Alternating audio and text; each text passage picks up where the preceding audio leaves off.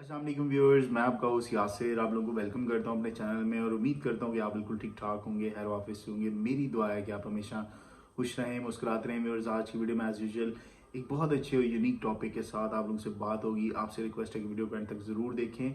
आज मैं बात करने जा रहा हूँ बैंक स्टेटमेंट के हवाले से यूके के लिए। अगर आप में से कोई इंटरेस्टेड है और चाहता है कि वो यूके ट्रैवल कर जाए या यूके घूमने के लिए जाए या वर्किंग पर्पज़ के लिए किसी भी कैटेगरी के वीज़ा पर अगर वो यूके जाना चाहता है तो उसको क्या बैंक स्टेटमेंट चाहिए, कैसे उसने अपनी बैंक स्टेटमेंट को रेडी करना है, क्या रिक्वायरमेंट्स हैं, सारी चीज़ें इन डिटेल मैं इस वीडियो में आगे जाके आप लोग से शेयर करूंगा। आपसे रिक्वेस्ट है कि वीडियो को अंत तक ज़रूर देखें। अगर आपको वीडियो पसंद आती है तो चैनल को सब्सक्राइब करना, साथ लगे बेल आइकन को प्रेस करना मत भूलें ताकि वीडियोस के नोटिफिकेशन आपको मिलते हैं। अगर आप में से कोई इंटरेस्टेड है यूके ट्रैवल करने के लिए और वो अपनी बैंक स्टेटमेंट बनाना चाहता है तो सबसे पहले आपको मैं ये बात बताता चलूँ कि आपके पास अपना बैंक अकाउंट मस्ट होना चाहिए।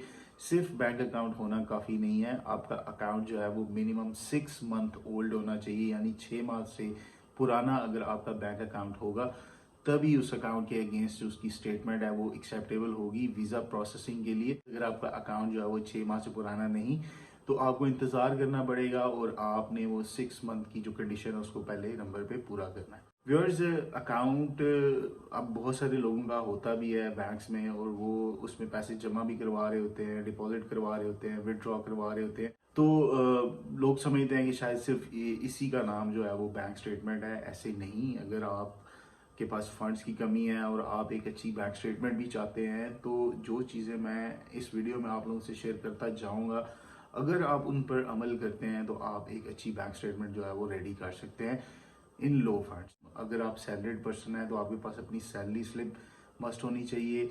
अगर आप बिजनेसमैन हैं तो आपके पास अपने बिजनेस का लेटर एंड स्टैम्प वगैरह अवेलेबल होनी चाहिए। आपका बिजनेस एनटीएन बना होना चाहिए, आपके पास वैलिड आईडी कार्ड होना चाहिए। इसी तरह सैलरीड पर्सन के पास भी अपना वैलिड आईडी कार्ड जो है वो होना चाहिए, सैलरी स्लिप होनी चाहिए। अगर सैलरी स्लिप अवेलेबल नहीं तो सैलरी सर्टिफिकेट यानी अपने एम्प्लॉयर से उनके ऑफिशियल लेटर हेड पर लिखवा लें कि आप उनके एम्प्लॉई हैं और आप इतने अरसे से उनके पास जॉब कर रहे हैं और इतनी मंथली सैलरी ले रहे हैं, उसको हम सैलरी सर्टिफिकेट बोलते हैं। अगर आपके पास सैलरी स्लिप नहीं तो ये सैलरी सर्टिफिकेट भी आप सबमिट करवा के अपना बैंक अकाउंट ओपन करवा सकते हैं। बिजनेस पर्सन ने भी इसी तरह अपनी आईडी कार्ड और जो लेटर हेड स्टैम्प वगैरह है, एनटीएन है, ये अपना प्रोवाइड करना है और आप भी आसानी से अपना बैंक अकाउंट जो है वो किसी भी बैंक की ब्रांच में ओपन करवा सकते हैं। अगर आप पेंशनर हैं और आपके पास मंथली पेंशन आ रही है और आप अपना बैंक अकाउंट खुलवाना चाह रहे हैं तो आपके पास अपनी पेंशन बुक या डायरेक्ट पेंशन ऑर्डर होना चाहिए, वैलिड आईडी कार्ड, और आपने भी ब्रांच को विजिट करना है। और सबसे पहले जब आप लोगों में से कोई भी इंडिविजुअल ब्रांच में जाके अपने अकाउंट के लिए रिक्वेस्ट करेगा तो उसको ये चीज़ें प्रोवाइड करनी पड़ेंगी और बायोमेट्रिक करवाना पड़ेगा, फॉर्म साइन करना पड़ेगा और 500,000 रुपये जो है वो इनिशियल डिपॉजिट देना पड़ेगा और उनका अकाउंट जो है वो बआसानी ओपन कर दिया जाएगा। व्यूअर्स, आप देखें कि आपके करीब कौन सा बैंक है, वहाँ पे जाके आप अपना अकाउंट मेंटेन कर सकते हैं।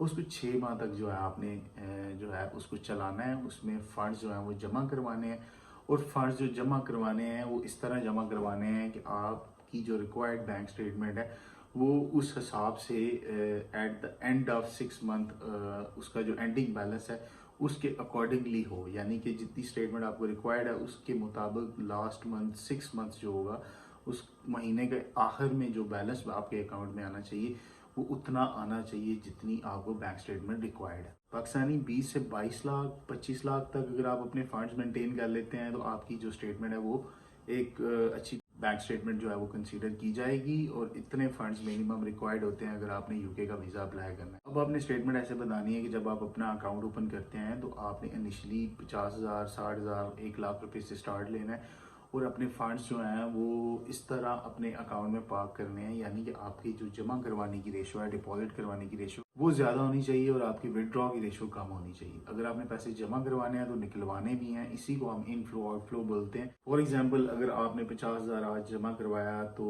एक आध दिन 2 दिन बाद आप उसमें से 10,000 रुपये निकलवा लें, फिर उसमें कुछ 30,000 रुपये जमा करवा लें, फिर कुछ दिन गुजरे तो आप उसमें से 50,000 रुपये निकलवा लें, फिर कुछ दिन बाद उसमें 1.5 लाख रुपए जमा करवा दें। इस तरह जो डिपॉजिट की जमा करवाने की रेशो है वो विड्रॉ से ऊपर होनी चाहिए, ज़्यादा होनी चाहिए। तो इसी इनफ्लो आउटफ्लो को आपने मद्देनज़र रखते हुए 6 मंथ में अपने फंड्स इसी तरह थोड़े थोड़े करके जमा करते जाना है, और छठे मंथ में आपके अकाउंट में कम से कम 20 से 25 लाख रुपया होना चाहिए। और वो बैंक स्टेटमेंट अगर आप निकलवाते हैं और साथ अपना अकाउंट मेंटेनेंस सर्टिफिकेट अपनी वीज़ा फाइल के साथ लगवाते हैं, तो आपका वीज़ा जो है वो बआसानी लग जाएगा और उसके लगने के चांसेस भी ज़्यादा हैं। सो व्यूअर्स, अगर आप में से कोई इंटरेस्टेड है यूके को ट्रैवल करने के लिए, उसको कितनी बैंक स्टेटमेंट चाहिए, आई होप इस वीडियो को वॉच करने के बाद उनको आइडिया हो जाएगा कि कितनी बैंक स्टेटमेंट एक्चुअली यूके के लिए रिक्वायर्ड है और उसको कैसे आपने रेडी करना है। इंशाल्लाह आने वाली वीडियो में एक न्यू और अच्छे टॉपिक के साथ आप उनसे दोबारा बात होगी। तब तक के लिए अपना बहुत सारा ख्याल रखिएगा। अल्लाह हाफिज़, फी अमान अल्लाह, थैंक यू।